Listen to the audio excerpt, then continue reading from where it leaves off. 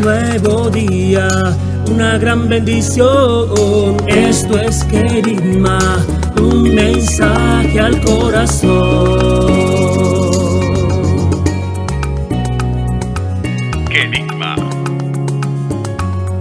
un mensaje al corazón. El texto evangélico de hoy evidencia la división de opiniones que suscitaba la persona de Jesús. Por ejemplo, hay gente sencilla que lo reconoce como profeta e incluso como Mesías. Pero los sabios, los conocedores de la Escritura, los que la estudiaban, son precisamente los que menos entienden y los más reacios a creer en Jesús. ¿Es que de Galilea puede venir el Mesías? ¿No dice la Escritura que vendrá del linaje de David y de Belén, el pueblo de David? Como ayer, vuelve de nuevo el tema del origen humano de Jesús.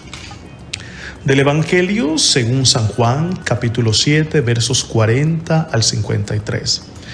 En aquel tiempo, algunos de los que habían escuchado a Jesús comenzaron a decir: «Este es verdaderamente el profeta». Otros afirmaban: «Este es el Mesías». Otros, en cambio, decían: ¿acaso el Mesías va a venir de Galilea? ¿No dice la Escritura que el Mesías vendrá de la familia de David y de Belén, el pueblo de David? Así surgió entre la gente una división por causa de Jesús. Algunos querían apoderarse de él, pero nadie le puso la mano encima. Los guardias del templo, que habían sido enviados para apresar a Jesús, volvieron a donde estaban los sumos sacerdotes y los fariseos, y estos les dijeron: ¿por qué no lo han traído? Ellos le respondieron: nadie ha hablado nunca como ese hombre.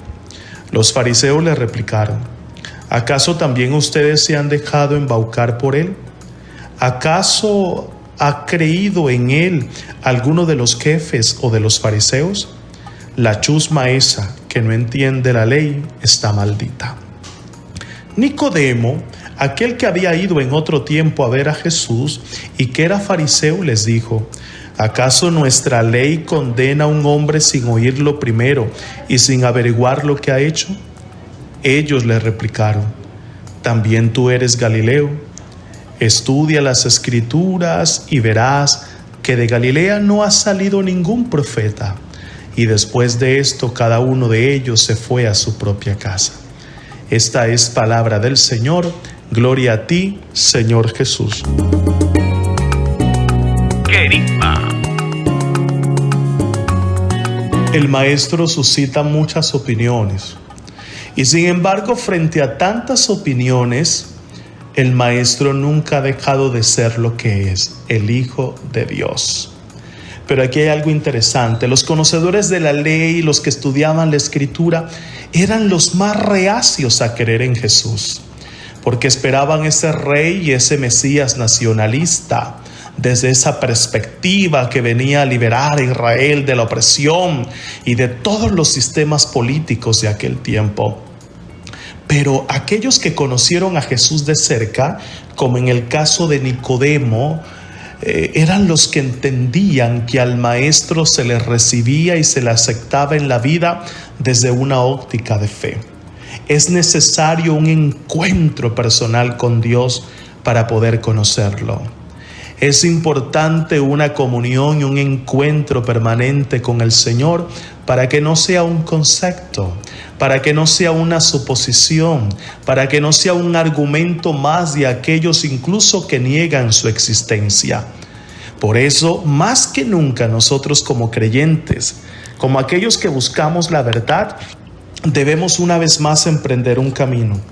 Y es el camino que nos lleva a nosotros a reconocer a Jesús como el Salvador del mundo. Y por eso una vez más queda patente que es solo mediante la fe como se puede alcanzar el misterio de Cristo y comprender su personalidad y su mensaje. El mayor pecado sin duda es cerrarse a la voluntad de Dios y cerrar el corazón a la verdad.